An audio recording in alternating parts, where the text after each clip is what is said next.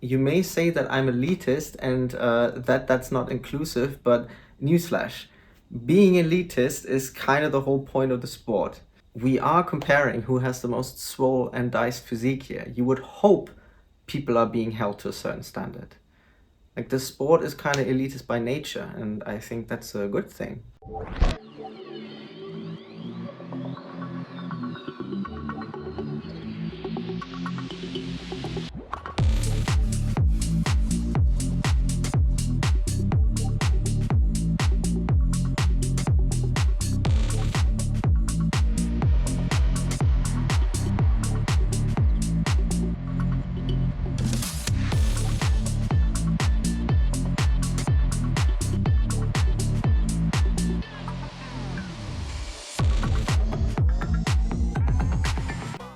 Hello, my wonderful crew members, newcomers, and most importantly, OGs.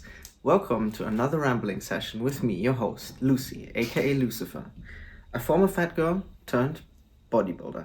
Again, I want to thank you for showing up, liking, and commenting. It's been great to have a little back and forth with you guys in the comment sections, hearing your thoughts on the topics of the videos. If you're here now and you haven't subscribed yet, what are you doing? The button is right there.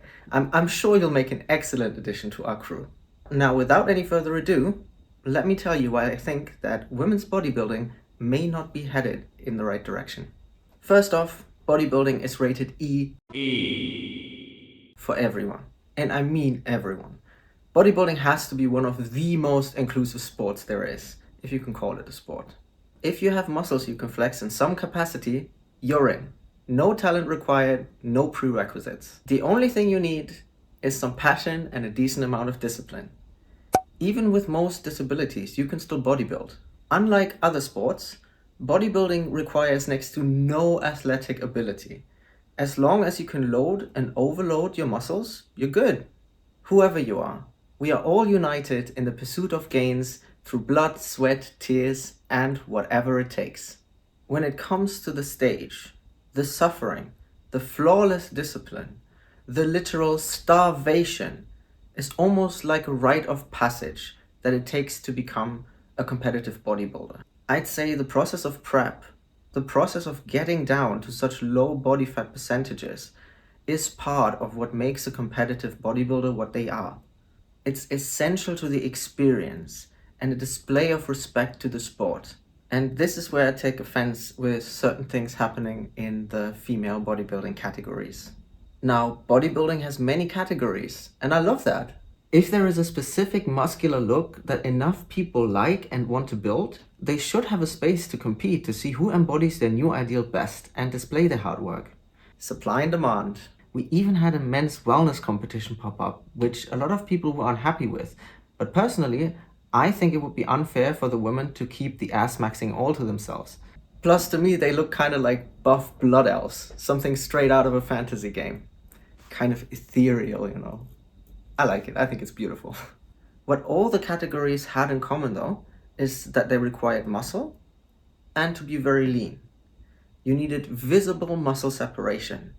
The amount of separation may vary a bit by category, but you still needed to see the separation of the muscles. Even bikini girls, which are by bodybuilding standards already tiny in terms of muscle mass, have visibly shaped delts, pronounced glutes, and have to starve themselves more than anyone to achieve the level of leanness required at such a low body weight.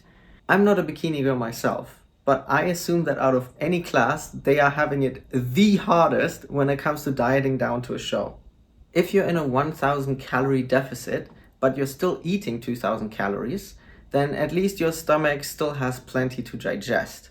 Meanwhile, bikini girls are out there surviving on a tablespoon of oats, a piece of lattice, and a hefty dose of hopes and dreams. Hats off to the bikini girls out there. The most recent addition to the already plentiful female bodybuilding categories had me asking, is this an out-of-season April Fool's joke? Because last time I checked, bodybuilding was about visible muscle and being very lean. Neither of which are evident in this new category to my arguably very amateur eyes. I mean, correct me if I'm wrong, but I don't see how this can be called bodybuilding anymore. I'm all for the general public having a space to compete to see who looks the best, but we already have that. Those are beauty pageants. This new division is even called Fit Model, implying that it's more of a modeling thing directly in the name. Again, last time I checked, this is a bodybuilding stage and not a modeling runway. Bikini is already as small as it gets, but at least that's still about visible muscle and leanness. This new category, to me, isn't bodybuilding anymore. It's unbecoming and a downgrade for the sport. I genuinely don't think this was added because the powers that be think it would be a good addition, or even that it qualifies as bodybuilding. I would guess that this was done because competing costs a lot of money, and the more people that can show up to compete, the more money can be made.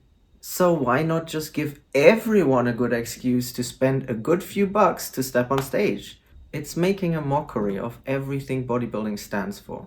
Bodybuilding can and should be evolving and holding itself to ever-changing and maybe even higher standards. But this is not just lowering the bar, heck, we're putting it right on the floor.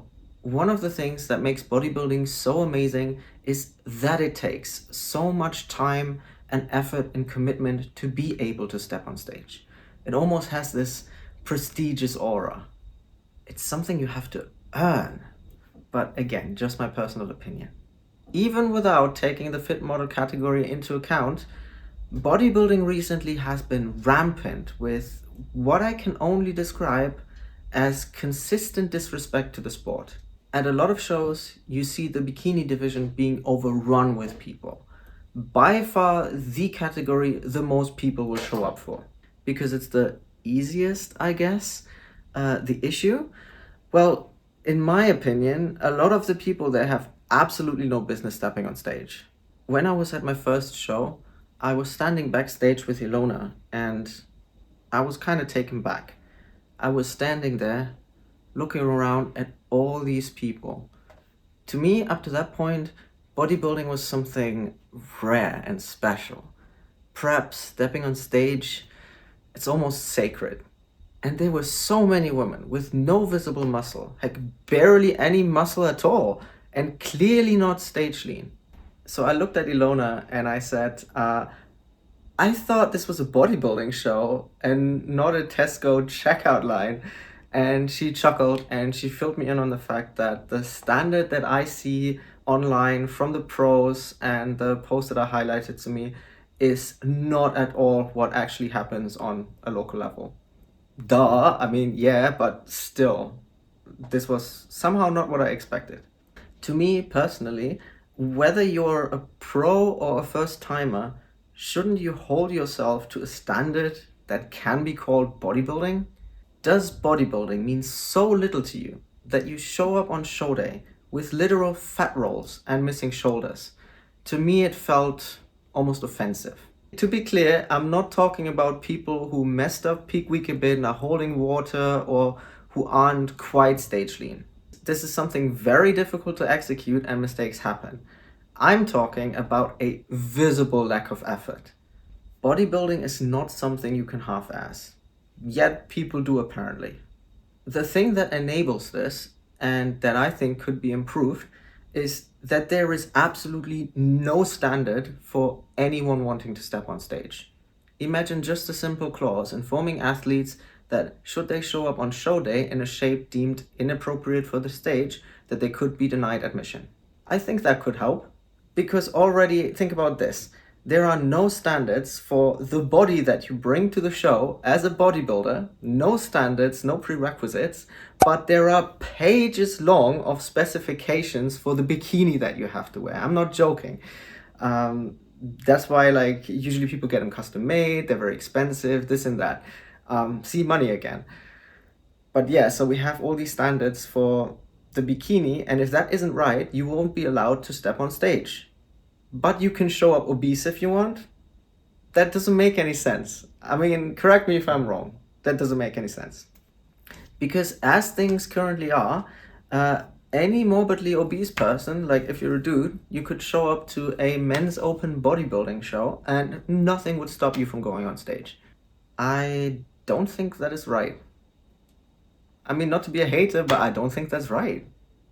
You may say that I'm elitist and that's not inclusive, but newsflash, being elitist is kind of the whole point of the sport. We are comparing who has the most swole and diced physique here. You would hope people are being held to a certain standard. Like, the sport is kind of elitist by nature, and I think that's a good thing. At the end of the day, everyone you let on stage is representing the sport and what bodybuilding is. By letting someone on stage, you are signing off on them being a valid representation of bodybuilding. The whole thing is being made a little bit worse by a rule change that happens, and that is, if you want to compete in a pro show, you have to compete in a local show first. This may cause people to show up to a show in whatever shape just to cross it off their list so they can start prep for the show that they actually want to compete in, if they want to go for the pro qualifier and they are spaced apart. But I have seen that happen before. Because wouldn't you want the athletes that show up for a show look the absolute best and like have prepared for that show, and not like when they're halfway through a prep for a different show, or they just started or haven't even started the show that they actually want to compete at. Again, I think it just feels like this is just an additional way to extract money from the athletes. I mean, correct me if I'm wrong. I'm happy to hear other opinions, but I was just a bit like, why? Okay? But it does come back to the point that every single person on stage is money in the federation's pocket. And that's why I don't necessarily see this getting better anytime soon. The implementation of the fit model division speaks for itself. It's like they want to make bodybuilding as accessible with as little effort as possible while still calling it bodybuilding. But to my eyes, they are eroding what bodybuilding truly is from the inside. All this combined just causes more and more people to show up on stage who aren't a great representation of what the sport even is. And I have to ask the sport itself and the powers that be, what do you want to be? What standards do you want to hold yourself to? What do you want to represent? Going back to bodybuilding being inclusive, there already are categories and shows for transformations. Summer shredding is my favorite, and I love to follow some of the athletes competing there. If you have been almost 700 pounds and lost 300 in excellent times and built crazy muscle on the way and want to showcase that in the spirit of bodybuilding, there are places you can compete against others who have had similar hard and long journeys to get there. Your loose skin won't even be a detriment because likely everyone you're competing against has that too. Fair competition. But your regular bodybuilding stage should require you to get lean. Bodybuilding is a place for everyone. Everyone who is willing to put in the effort. But at the moment, I think we're opening it up to women who don't want the hard part and just the 2 minutes on stage. That is not bodybuilding. But we seem to live in a world where anything can mean whatever you want it to mean. And in a world like that, nothing means anything anymore. I say bring back bars to entry, bring back standards, push people to be their best. That would be a more appropriate mentality. Again, in my opinion. The beauty is that bodybuilding in itself doesn't have a bar to entry, and that's wonderful. But stepping on stage sure should have one. It feels like on the women's side, the sport is taking a wrong direction. We see this also with the bodybuilding category, the biggest and most badass category there is, and where it all started. And that was removed from certain events in a not so distant past, but I think I want to make a separate video talking about that some more. So, for now, this rambling session shall come to an end. But what do you think? Is the fit model category a valid addition to the sport? What makes bodybuilding bodybuilding? Do you think I'm totally wrong in my assessment here? Please do let me know in the comments below. But before you leave, do me a little favor. Give that subscribe button a little click. That way you won't miss the next video, but more importantly, you can join our prestigious crew, where the only bar to entry is clicking the subscribe button. But for now, I'm gonna love you and leave you, and I see you next time. Bye bye! And hear your thoughts on the subjects that we have been discussing. What the fuck? is part of what makes